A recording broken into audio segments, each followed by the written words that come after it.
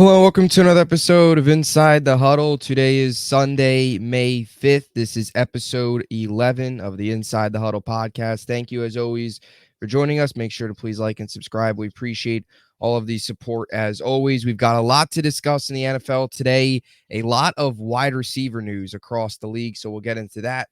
We'll also get into some other stories a little bit later on. Justin Fields in Pittsburgh. We'll also get to some news surrounding J.J. Watt, maybe making a potential return to the Houston Texans. DiMari, a lot to discuss today. How's it going, man? I'm doing pretty good. I'm ready for today's show. Again, a lot of wide receiver news. Kind of Yeah. felt like over the course of the offseason, we knew some guys needed some extensions. We've seen some guys request trades. We knew there's a lot of free agency, when we're talking about the wide receiver market. So we're starting to kind of see some guys settle down, get the money that they wanted, find new teams. So I'm excited to get into it. Yeah, definitely. It felt like just overall this offseason when it comes to receivers was loaded. You had a lot of free agents, you had a lot of extensions, and then you even look at the draft, which has, of course, been a week post draft now, and you had a deep wide receiver draft class. So it was a good offseason to be a wide receiver, both professionally and, of course, a college wide receiver entering the draft, because there was a lot of them that got the call on draft night over the 3 days and will look to make a mark in the NFL. So we'll start with, I guess, the most recent and one of the biggest stories of them all, and that is Odell Beckham Jr. Of course, spent last year with the Baltimore Ravens, goes all the way back to the Giants, went to Cleveland with the Rams, missed all of 2022, came back last year, 14 games with the Ravens. You've heard a lot of rumors about, I know, some Jets fans thought maybe you could go after Odell. Last year, the Jets were close to signing Odell. Would he, Miami, of course, was on his radar. You did hear some Buffalo rumblings, I guess, some people saying, with the whole Diggs situation, then moving on from all them, if he would ever land there. Veteran receiver, one of a couple that remained. You still have Tyler Boyd, who's out there, but Odell lands in Miami on a 1-year, $3 million deal. It can be worth up to $8.25 million, and he finds a new home in the AFC. So what was your thoughts on this move? Is Beckham, even though he is 31 years old, he'll be 32 in November, is still a piece that offenses clearly value. Yeah, I'm not surprised. It was ramping up anyways of him possibly landing with Miami. And I'm just kind of glad that he found a home, and I feel like somewhere he will fit in very well. So I guess that gives my answer that I like the signing for Miami. I mean, we were just talking about it last show where we kind of felt Miami needed a solid, reliable wide receiver 3 option. I believe Braxton Berrios was that third option. I like Berrios, but I mean, he's no Odell. Obviously, this is not Odell we're getting from rookie year, one-handed catch at MetLife Odell. Yeah. But I feel like this is one of the things where the name kind of, or the value attaches to the name. So you see Odell pop up and you're just like, oh, it's Odell. What is Miami going to get from him? So, again, he is 31 going on 32, like you said. But Miami, they only signed him for a little bit of nothing. 1 year, 8.5 mil. I guess you can say that's just play money for the Dolphins. It's an experiment, high risk, low reward type of thing. So, well, low risk, high reward type of thing. Sorry, where he either pans out and they have a great year, he kind of is a great compliment for the other two, or he doesn't work out for Miami and they decide to move on after the year. But kind of seeing how the division shapes up right now for the Dolphins is looking like they're kind of starting to, throw in some things here to kind of help elevate their chances at finally winning that division. And I think Odell can help them do that. Yeah, it's interesting because Miami was quiet a lot of this offseason, and you felt like they lost more pieces than they gained. But little by little here, it feels like they've kind of gotten back into the mix when it comes to pieces. Of course, adding Odell, they were also able to go out and add Jordan Poyer, which was a nice signing for them. So little by little here, they've, I guess, counteracted a lot of the subtractions that happened early in the free agency period. And yeah, it felt like from their draft strategy, which we talked about this last week, it felt like they were trying to find like another receiver, trying to find more receiver depth, because they went out and got Taj Washington, and they also drafted Malik Washington, two guys that sort of are gadget speed underneath guys. And it felt like, they're see what they could do, bring them in, compete.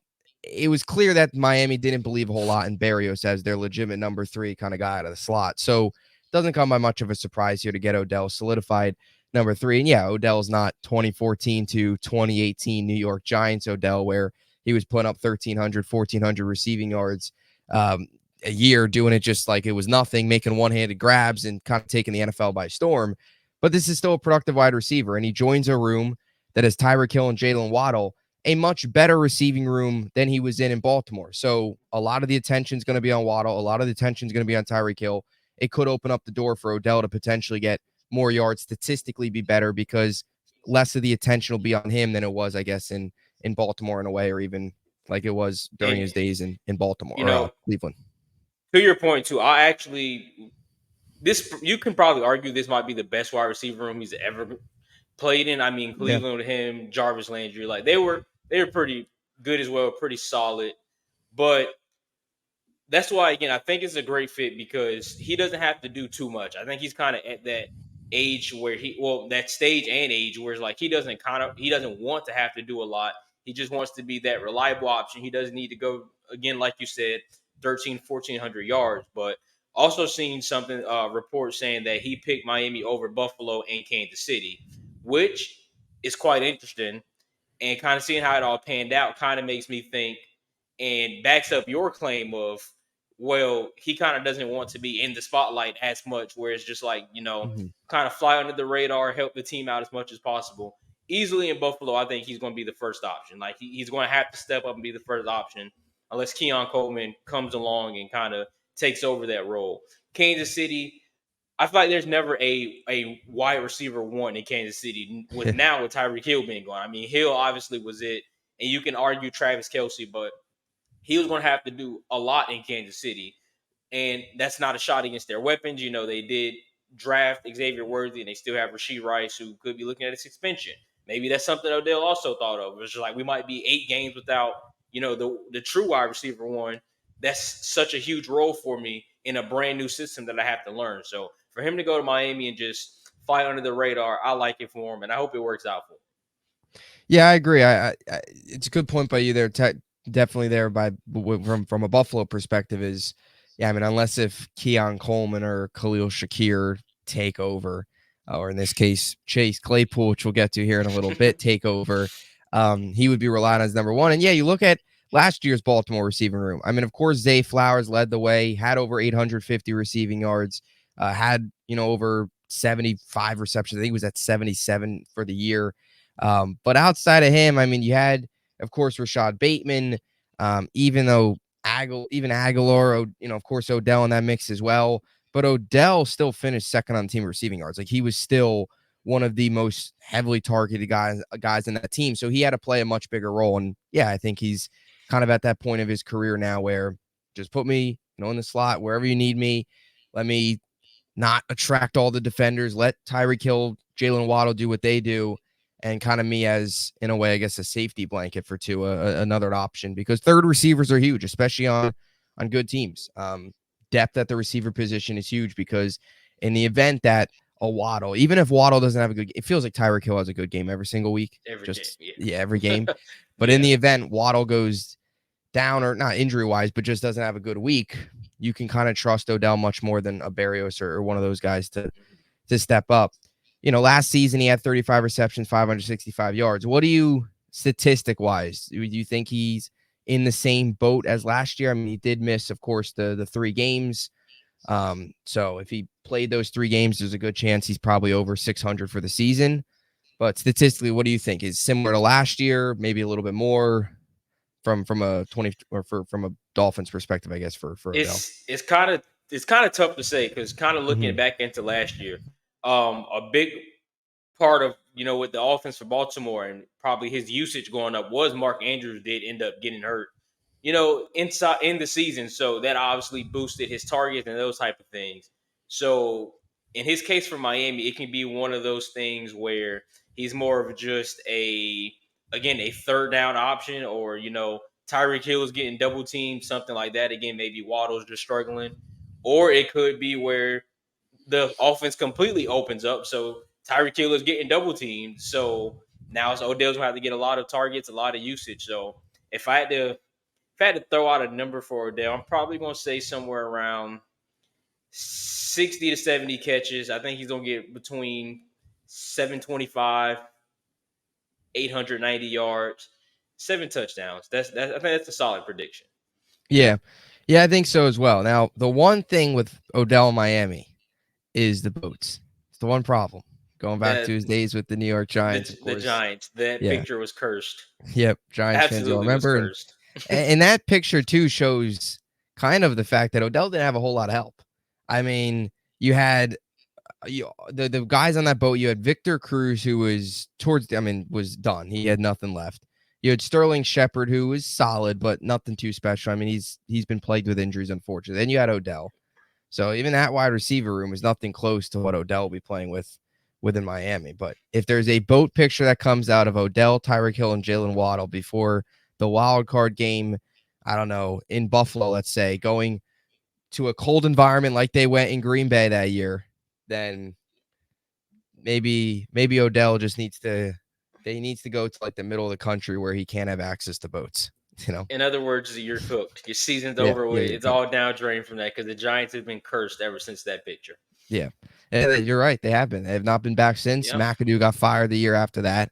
Then you had, the whole Shermer debacle, brought in, of course, Joe Judge, which was a debacle. They've been a train wreck ever since. I mean, they had the one playoff berth in of course, 2022, which was a crazy, surprising season, but that ended. And then last year they were back to where they've been for really the last decade, I guess. And that's irrelevancy. So, Yep. but Odell to Miami, solid move for the Dolphins. They get much better. And, you look at the team on paper, look, they're loaded. They've got a really good 1-2 puncher running back, arguably the best in football. You've got arguably the best 1-2 puncher receiver. You now add Odell to the mix. I know tight end is still a little bit of a concern, but you hope Odell can kind of make up for some of that production that they might lose at the tight end position. Offensive line wise, there is still some concerns there, but I mean, you hope that the offense line can hold out and Tua can get the ball to these playmakers. And hey, the last time Jalen Ramsey and Odell were on a team together, they won the Super Bowl in LA. Now, I That hope is that does not true. happen because I cannot stand Miami, but yeah, there's a little nugget there as well. So we'll see some maybe Jalen Ramsey Odell battles in training camp, which is will be pretty fun to watch. All right. Now we move on to Buffalo. Staying within the AFC East, the Bills added Chase Claypool. So not necessarily as big of a name or probably as big as an impact as Odell, but the Bills get another receiver. They lost Gabe Davis, they lost Stephon Diggs, and we were all kind of wondering how they were going to make up for that. And I think at this point in the offseason, we've got a pretty good idea of what the Bills did. So they basically replaced those two guys with Keon Coleman, Curtis Samuel, and Chase Claypool. So, some Bills fans, I think there's some people that are still skeptical about that. Curtis Samuel, Chase Claypool don't get you too excited. Keon Coleman, I really like. I think he'll be very good, but you still have some questions as to how long it's going to take him to develop. You can't count on him week number one to turn into a number one receiver. He's still a rookie. He's going to have some growing pains. What was your impressions on this move and what you think Chase Claypool might bring to the table? And of course, kind of what Buffalo has done, completely revamping this receiving room from what it was like a year ago. First of all, it doesn't move the needle whatsoever. I mean, I can't get off the top of my head. I don't know the exact free agent list of wide receivers kind of remaining, but there's no way. I know Tyler Boyd's one that we've been throwing out Yeah. so much. There's no way where you look at Tyler Boyd, for instance, who's available, or T. Higgins, who you can trade for, or just Yeah. anything, and you decide to, Chase Claypool might answer the call for us. And the disrespect to give him a number 14, not even 3 months, 4 months after Stephon Diggs Yeah. was traded, you give him 14. It's ridiculous. It's a bad move from Buffalo. And it kind of just seems like let's just sign somebody to get anybody in type of thing. I mean, Claypool is 25 years old, and he's going on his fourth team already. Respectfully, he hasn't done anything since his first year in Pittsburgh, where he finished that year 873 yards, 9 touchdowns. Ever since then, he's had 3 touchdowns since 2021. So, I mean, what are you getting from this guy? He went to Chicago, or Chicago actually traded, I believe, a second round draft pick to Pittsburgh Mhm. for him to Yeah. absolutely do nothing. A cancer in the locker room to the point Cardio. Chicago was like, let's get rid of him. Like they Yeah. just shipped him out of there. Couldn't find a home. Went to Miami. Literally did nothing in Miami. Like nothing at all. You're Miami with Tyreek Hill and Jalen Waddle. How do you not find a way to be efficient in that offense whatsoever? And this guy, he's 6'4", runs a 4.42 40. So like he has a lot of potential. Even coming out of Notre Dame, I personally wanted Dallas to sign him. Well, draft him. So like he has a lot of potential. He has a lot of upside. He's still fairly young at 25. Fast, big body receiver. He just hasn't done anything. And he's not going to do anything in Buffalo. I mean, I don't like the signing. Even more disrespectful again to give him number 14 after what Stephon Diggs has done for the last 2 years. So for Buffalo, I mean, I guess have fun with mediocrity. You're going to be pretty upset, Bills Mafia, for what Claypool brings. But out of everything you could have chose to go wide receiver, you chose to go with a guy who has not had any production in the league for the last 3 years. So I don't think that's going to change this year either. Good luck. Yeah, I agree. It's I've been trying to think about how I wanted to word this for the last, really, I guess, day or so. To me, and I'm glad you brought up the point. To me, it's not so much just like what Chase Claypool has done. It's more so the guys they passed up on, like you said.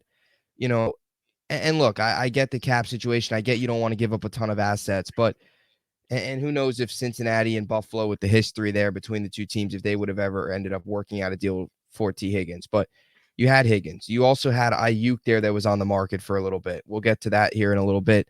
It seems like Debo and Ayuk will both remain in San Fran. You have Tyler Boyd, who's out there. You had Odell, who is still out there, like we just said. Now, maybe that wasn't the best thing for them because Odell kind of being relied on as that number one, number two, probably maybe wouldn't have worked out anyway. But still, I would trust Odell more than Claypool to produce in that role than what Claypool's role going to be. So to me, I think it's just they passed up on some other solid pieces over Odell. Even a guy like Hunter Renfrow, I think you probably could have got more out of than Chase Claypool, who he is still available. Claypool, it's just weird. His first two seasons, he showed a good amount of promise. He had 800 plus yards in each of those first two seasons. He had, 60 catches in the first, I think second year he had 59 catches, whatever, rounded up 60 catches in his first two seasons, 800 plus yards. And then he kind of fell off. He had that 2022 campaign where he only played 8 games, went to Chicago. And yeah, you're right. It seems like he's kind of the problem when it comes to a locker room perspective. He's bounced around. How do you go, like you mentioned, how do you go to Miami and fail there playing next to Jalen Waddle and Tyreek Hill? How do you do that? And And the he wasn't even a greatest factor. offensive coordinator. Well, I'm not going to say the greatest offensive coordinator, but a great offensive coordinator that will find a way to scheme you open to make you look like a superstar. Mm-hmm. And he had no effect. But I'm sorry, continue. Yeah, no, I agree. I mean, this is a guy that has played 12 games. He played 12 games last year, 3 in Chicago, 3 in Miami. He had, or 3 in Chicago, 9 in Miami, rather. Apologies.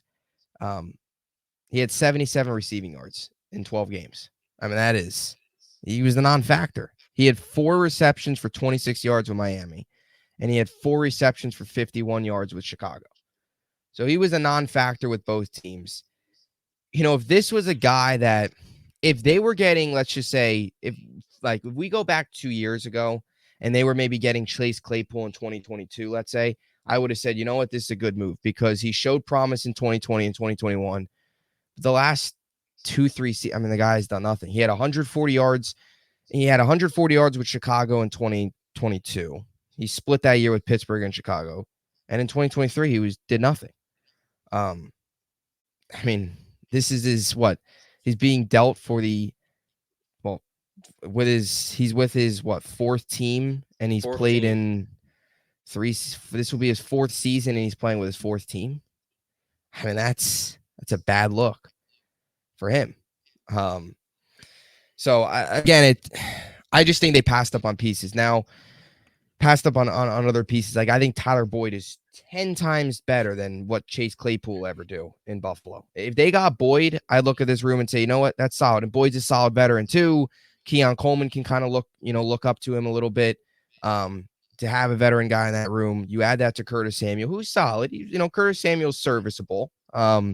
He's a solid wide receiver number 2, 3. I don't know if he's a wide receiver number 2 on a playoff team, but he's going to kind of have to be this year to make it work. So, I mean, I don't know. I think when you look at it, Chase Claypool really is still, in my eyes, the Bills didn't really get better here. I mean, it feels like Chase Claypool is probably their fourth best receiver. If you're going to sign a veteran, he's got to be, right? I mean, you look at their receiver room is Khalil Shakir, Keon Coleman, Curtis Samuel, and then it's probably Claypool. I mean, outside of those three guys, maybe I mean, Claypool serviceable. I mean, if you can't go to Miami and be a third receiver, he had no pressure on him. You have no pressure being the third receiver in Miami. You're playing next to arguably two top, you're playing against arguably the best receiver in football, and Jalen Waddle by many is probably top 10, let's say. Two top 10 receivers. If you can't get open with Mike McDaniel, I don't know what to tell you.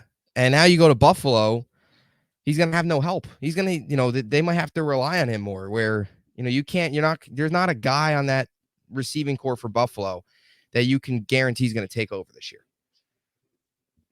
Again, unless Coleman just has a breakthrough year, kind of his first year. I mean, yeah. And I like Keon Coleman a lot too. Struggling. Same. Mm-hmm, yeah. And I like, he's got a great personality too. I never realized how funny he is until his opening press conference. I usually don't watch press conferences always from other teams, but I actually watched the entirety of his, and he's hilarious. And I hope he succeeds. I hope he has a really successful career. Not against the Jets, of course, but I hope he has a successful career in the 15 games that he plays this season, other than the 2 against the Jets, of course. But he's just a very likable player. I think he's going to be a guy that NFL fans really like, and I hope he's successful. But he is a rookie. And if you're asking a rookie to come in and really be your number one, it's tough. It's going to be tough for him to do that. What are your expectations for Keon Coleman? I know you've obviously seen him in person and stuff like that. What do you think? You think he's going to adjust well, or do you think it might take him a season or two? I would say a season max. I don't think Mm-hmm. it's going to take him 2 seasons. I mean, Yeah. he has all the intangibles that a great receiver would need. Just, I feel like where he landed might be tough for him. I mean, you're playing with Josh Allen, who has found success from all his receivers like instantly as soon as they came over to Buffalo. So it's going to be one of those things where I feel like it could be a lot of pressure, and either pressure makes diamonds, or he's just going to struggle in his first year, kind of take some time to get his footing. But I feel like if he does settle well in his first year and gets it going, he can be very good. Very, very good. Yeah, definitely. It's, that is one thing, I guess, from a Buffalo perspective, that is kind of, I guess, if you want to look at it glass half full, is Josh Allen has gotten the most out of his receivers. I mean, you even go back to like the days of John Brown. John Brown was very successful with him.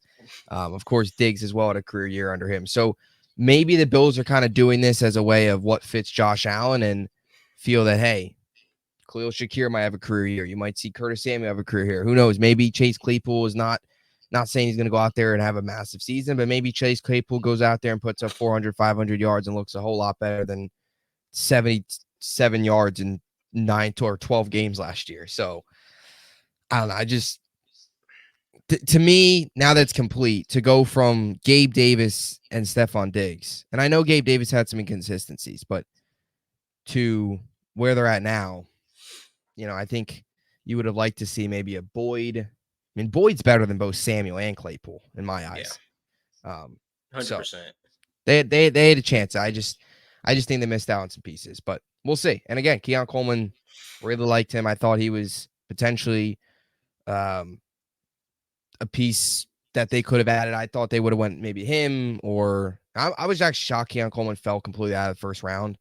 I mean, you probably can make the case that Ricky Pearsall shouldn't have gone over him, but it is what it is. Here we are. So anyway, move on now to Detroit. Better times in Detroit than Buffalo, I would say right now.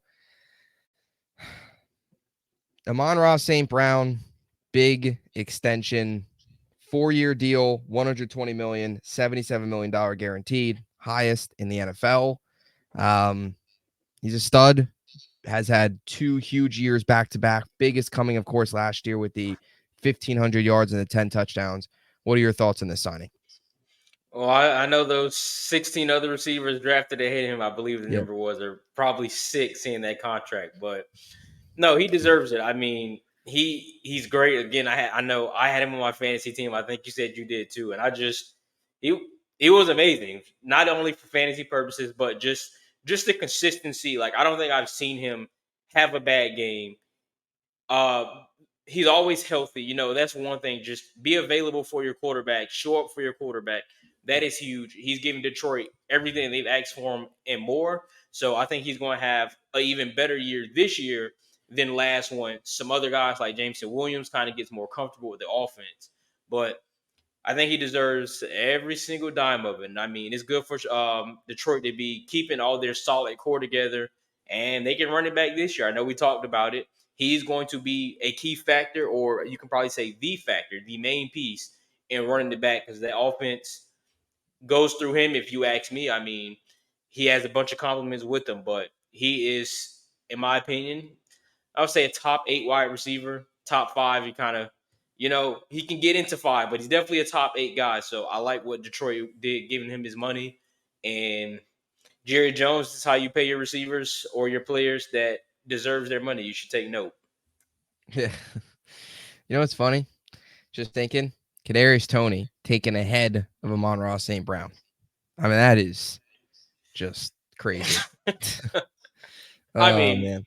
as a Florida fan, I understand it because Kadarius Toney was doing Yeah. crazy things at Florida, but kind of looking back at it, you're kind of just like, why? Yeah. And I mean, even Elijah Moore too. As a Jet fan, obviously that 2021 draft class taking Elijah Moore, so I won't just crush the Giants on this. The Jets also made a mistake that draft. Actually, I mean, the Jets made 2 major mistakes because Well, they decided to take Zach Wilson in that draft too. do you have all the receivers in front of you taking ahead of Amon Ra? Um, I have yes, I do. They're not all in order. I have to kind of scroll through the entire draft, but I could find them. I mean, Terrace Marshall is taken ahead of him. Tutu Atwell, Rondell Moore. You of course had guys like obviously Elijah Moore. The first round receivers were Jamar Chase, Jalen Waddle, Devontae Smith, and Kadarius Toney. So first round wise, and Rashad Bateman. First round wise, there wasn't major whiffs other than Toney. And Bateman. Yeah, Bateman. Bateman's not one I of like the. Bateman. This is not a slander on Bateman. He Mhm. just hasn't really been healthy, hasn't really quite panned out. Even though I believe we're not gonna get into him, but I believe he's another one that either got an extension or got his option picked up, something along those lines. I don't remember exactly, but he will be in Baltimore a little longer as well. Just hasn't Mhm. had the same production as Amon Ra though. Yeah. Third round's third round's pretty ugly. You had in the third round, you have Josh Palmer, who is, good number 2, but not Amon-Ra Solid. St. Brown. Yeah. Yeah. Um, Diami Brown from North Carolina. He went to Washington. He's not much of a factor there. I think he's only had I think he only had a couple 12, 13 receptions last year. Going down the list, you had let's see, Amari Rogers from go to Green Bay, which was a disaster. He's not even. I don't even think he's on a team right now. He I was think out of he was a Clemson. return specialist at best at Green Bay, if I can Yeah, remember yeah, properly. yeah. Nico Collins went in the third round to Houston, so that's a solid pick. That's solid. That's solid. He's not number one light, No, but I I remember watching just Houston last year was like, who is this Nico Collins guy? Where yeah, I remember him out of Michigan. I just didn't kind of remember him, if that makes sense.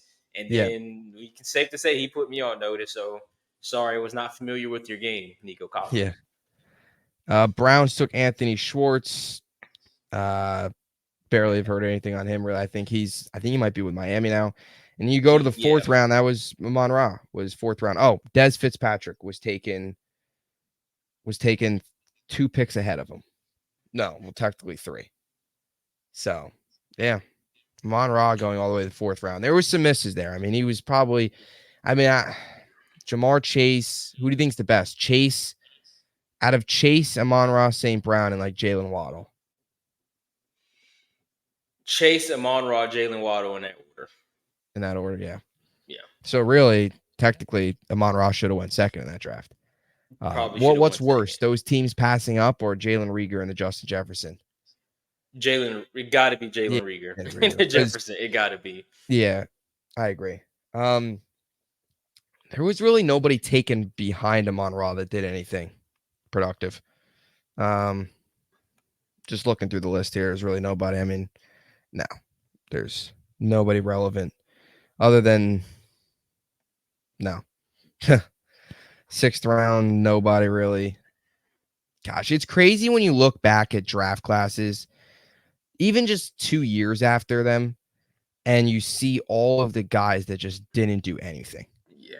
Like, it is crazy how much we can get excited for like third round picks, and then you look back at it. I mean, this is 2021. This is like we're looking at the 2015 class. This is 2021. And there's guys that I have never even heard of on this list. So, yeah. Anyway, back to the Lions. Yeah, and then of course also they extended Penei Sewell 4 years, $112 million with $85 million guarantee, $28 million AAV, which is the highest among offensive linemen. The Lions are running it back. This is their core, and you got to give a ton of credit again to Brad Holmes, this front office. They brought in all these guys. They're keeping all of them, keeping the homegrown talent. Already, we've talked about too, Jahmyr Gibbs. They've got a good mix of some young talent, some veteran talent. Another receiver. Do you see a Jameson Williams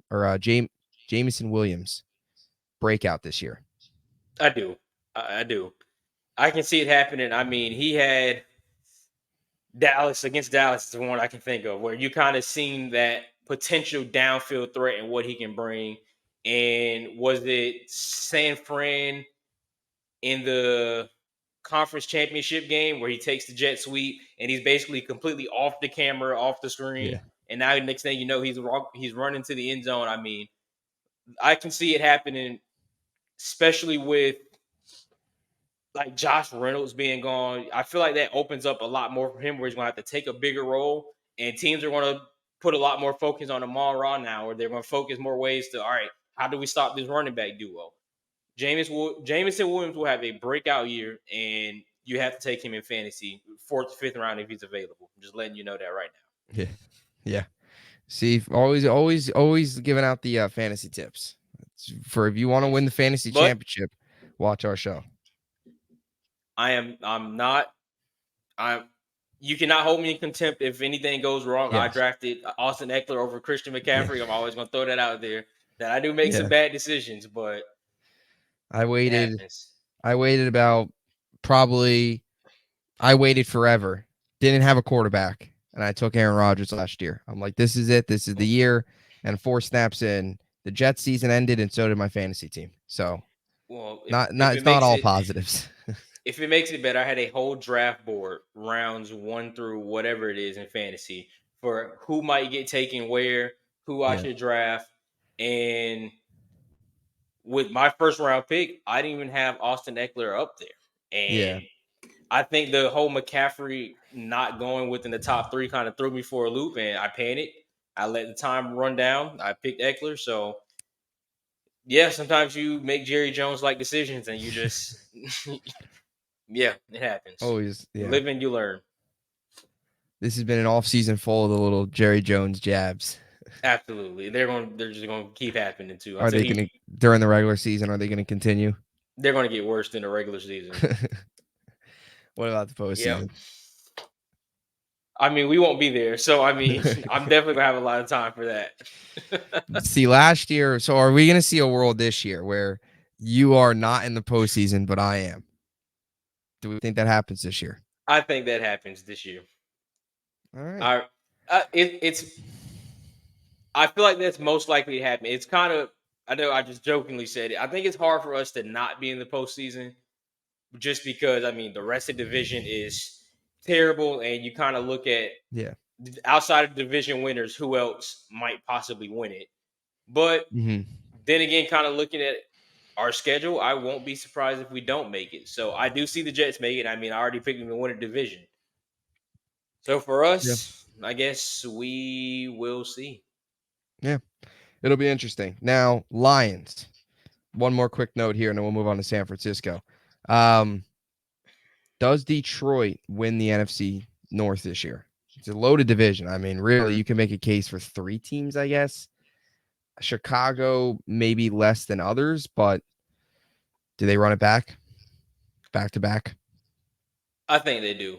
I just again running it back with the core, kind of Mhm. everyone kind of getting more experience of what it's like to be a Super Bowl caliber team. I think they run it back next year. They are going to have some trouble. I do think Chicago gives them some trouble. Not so much Green Bay. I know that kind of sounds crazy, but I just don't see them losing the division unless injuries. Other than that, Yeah. it's theirs.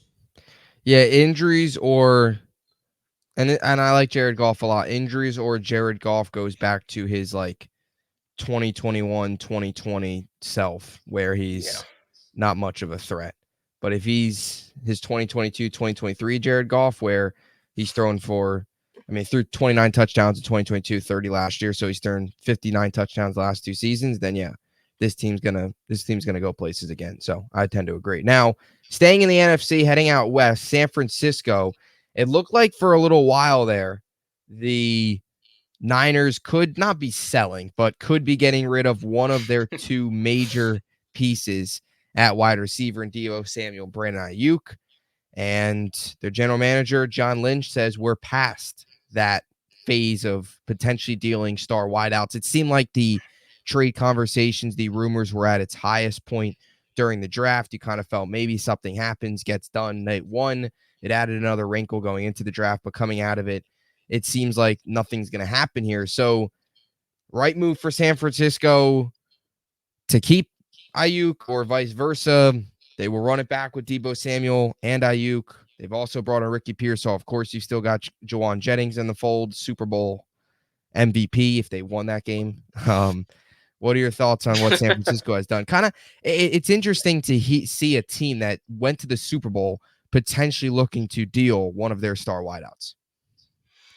Well, before I answer that, I need you to answer this for me. Do you think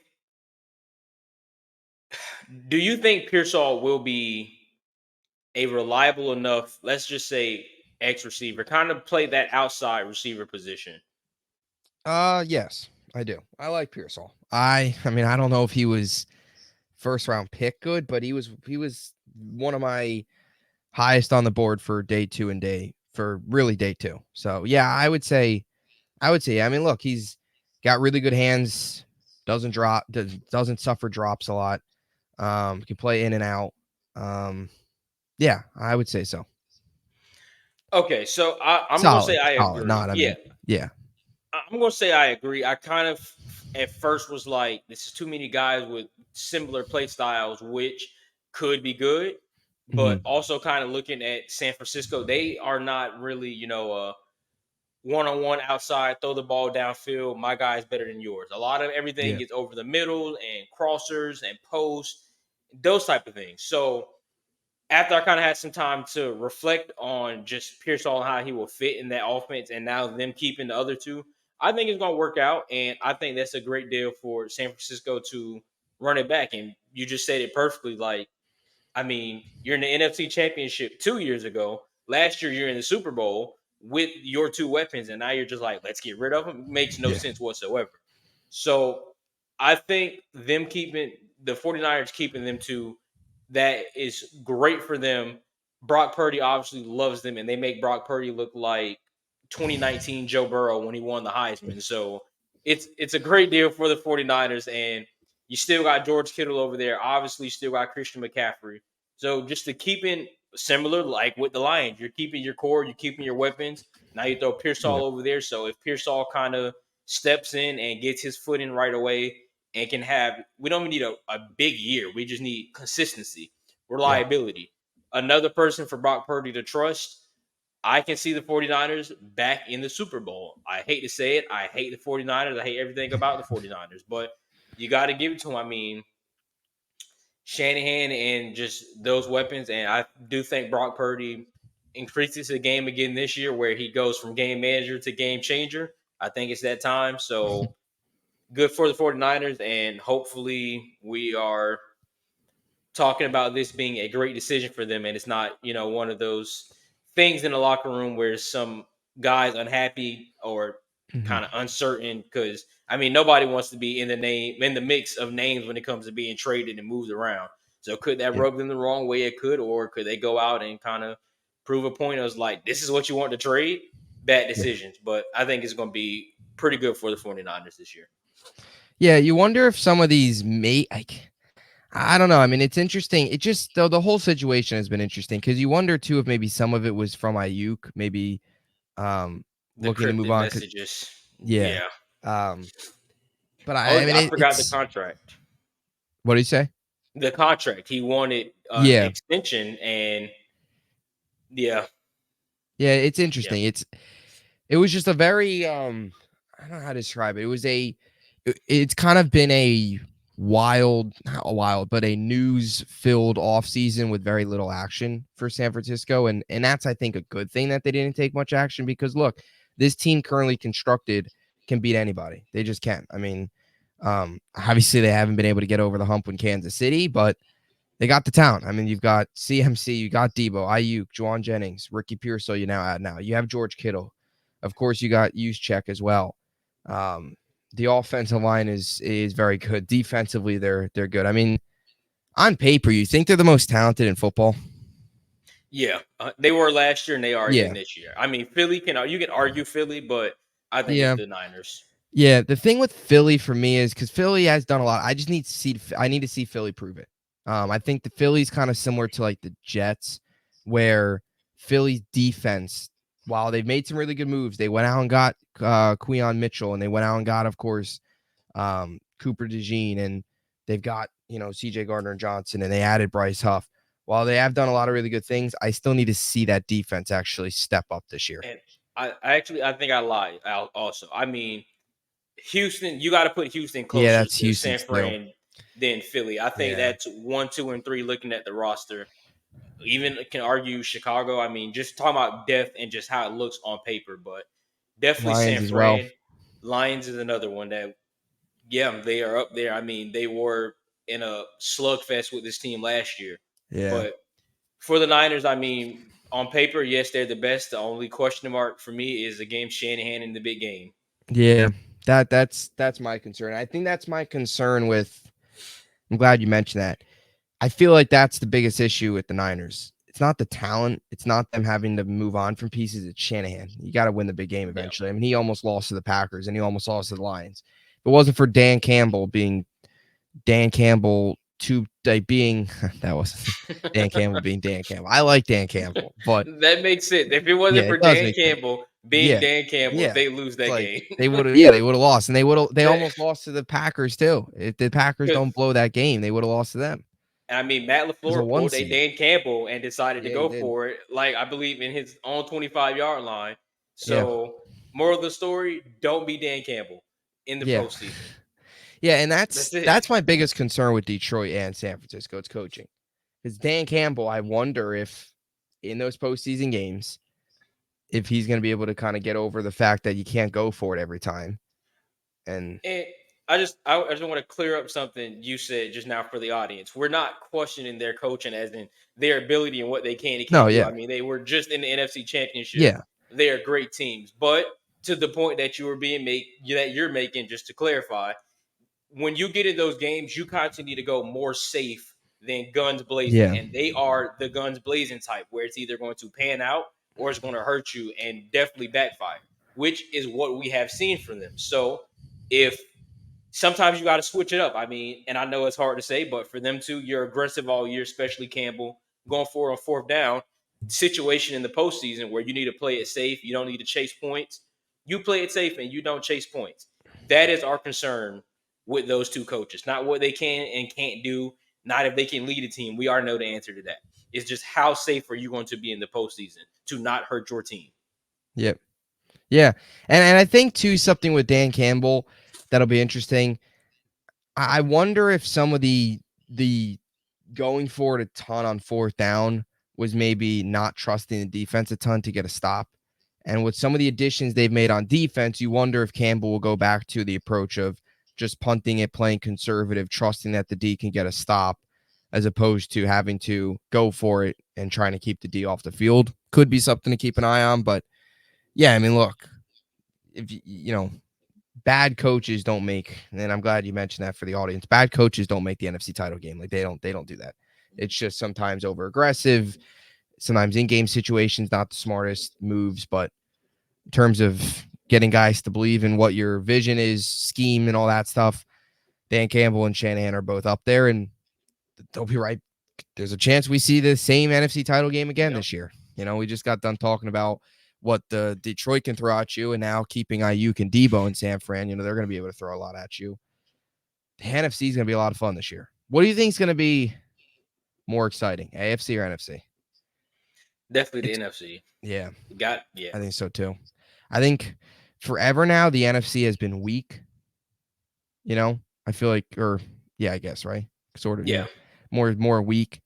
And that's partially because the AFC has a quarterback tandem of Mahomes, Stroud, Burrow, Lamar, Allen.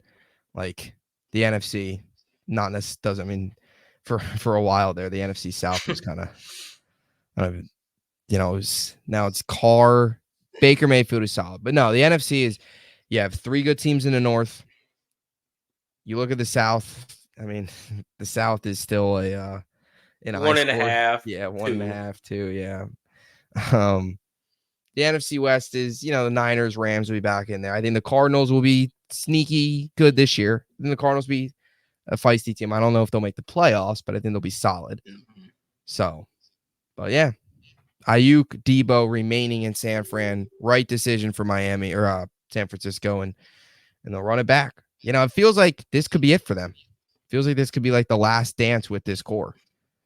So we'll see. Get the film crew in there. Get the film crew in San Francisco. Let's get the last dance. Imagine if like Brock Purdy's Dennis Rodman takes a couple day stay in Vegas before the Super Bowl this year. For Brock Purdy, I mean, he'll probably have to go check in with his roommate first to make sure it's okay. He's leaving for a few days, but nothing nowadays, I guess, can catch you by surprise. No, I mean, no, not at all. Not at all. So anyway, now we move on here. 2 other stories we'll touch upon. Number 1, back to the AFC in Houston. J.J. Watt returning to the Texans, maybe. He said in an interview that he would be open to it. He said if the door was open, he would absolutely return. He said he'd return. I apologize. He said he'd return to the Texans if they absolutely need it. So, J.J. Watt, one of the all-time great pass rushers, one of the most likable NFL players I think that there is, even if you were a Texans fan or a Cardinals fan for the 2 years that he spent there. I think you're still a huge J.J. Watt fan. He's been one of my favorite players, one of my favorite non-Jets during his time in the NFL.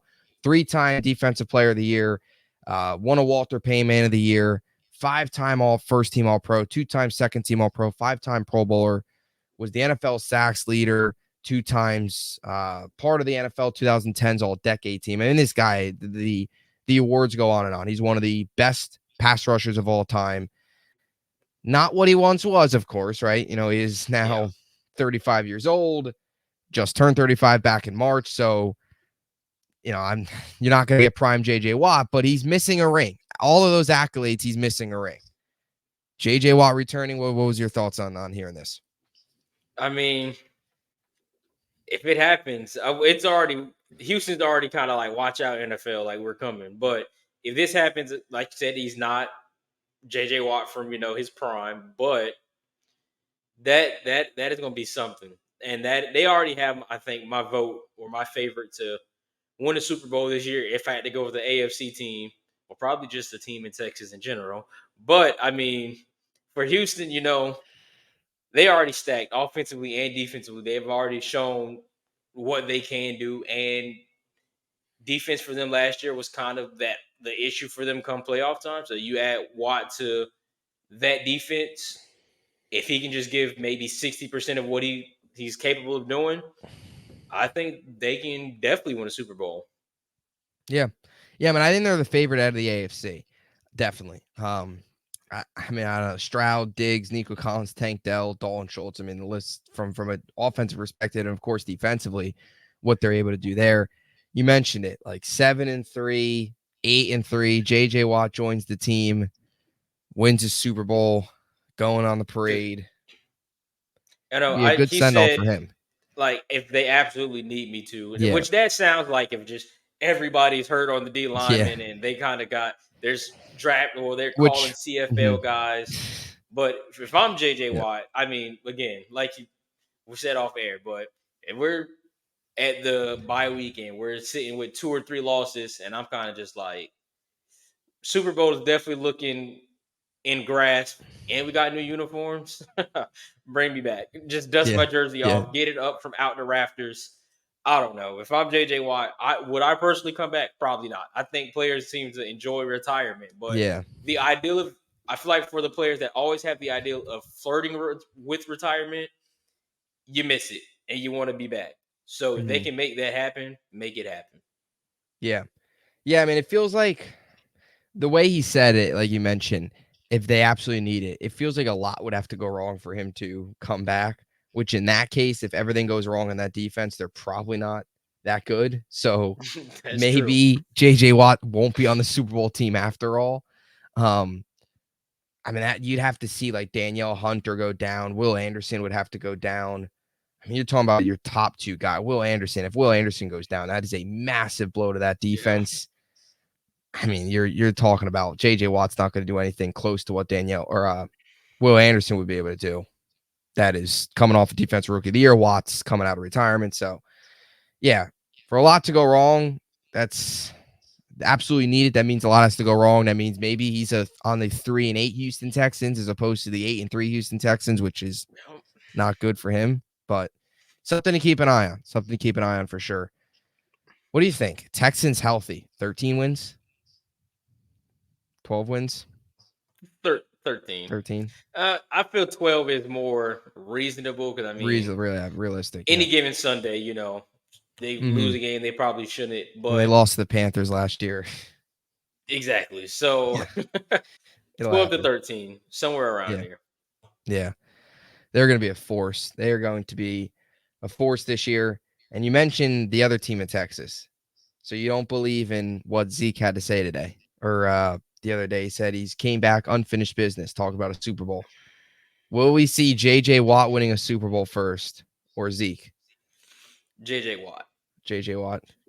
I'm not even gonna ramble on Dallas and what's going on. I mean, besides the fact that I thought I was able to dust off that 21 jersey, Yeah. and now he decides to go to 15, which I can say Jerry is a smart businessman. He knew like Zeke wearing Yeah. his college number would definitely boost the sales, but until Jerry Jones stops saying this is WWE and NFL football, Houston has a better chance. Maybe even Texas A&M has a better chance of being one of the Texas teams to win a Super Bowl before the Cowboys.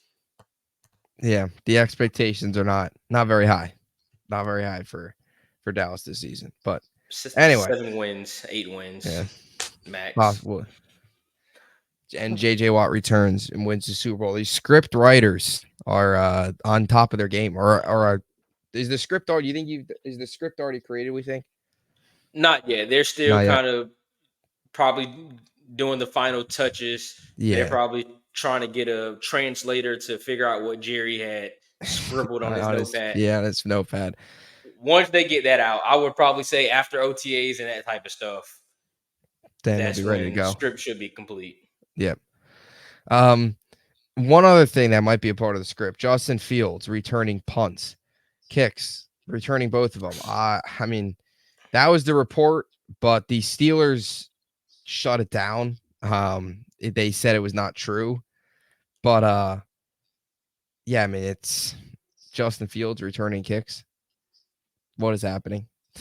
And if in the year 2024 going on 25, if I'm looking at the Pro Bowl roster and Justin Fields is a return specialist, I might just stop watching football. I mean, it's absolutely Yeah. ridiculous.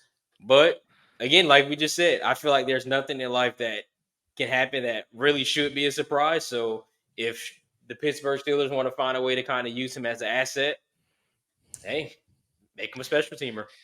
Yeah, I feel bad for Fields. He went to Chicago. They gave him absolutely nothing there. And now he goes to Pittsburgh and they got him as a kick returner. What? Well, just to throw in, they gave him nothing in Chicago just to take Yeah, another quarterback and just completely pretty load up the much. roster, Yeah. ship him Load up out. the roster for him and not Fields. And yes, and now Pittsburgh's kind of just like, well, you're not playing quarterback here, but punts or kick returns, Yeah. you let us know we can get you on the field. Yeah, Ridiculous. and I like too the idea of using Fields this year as kind of maybe a gadget guy in terms of a maybe wildcat or just having him back there to maybe run a little bit, but kick returner, really? I mean, jeez. They're gonna turn him into like Taysom Hill. Be like Taysom, get ready, fantasy owners. You're gonna put Justin Fields in 2 years in your tight end spot. Oh my goodness. That's if Russ doesn't play his way out of Pittsburgh, but That is I don't know, right? Russell Wilson, he's such a meme. He is such a meme.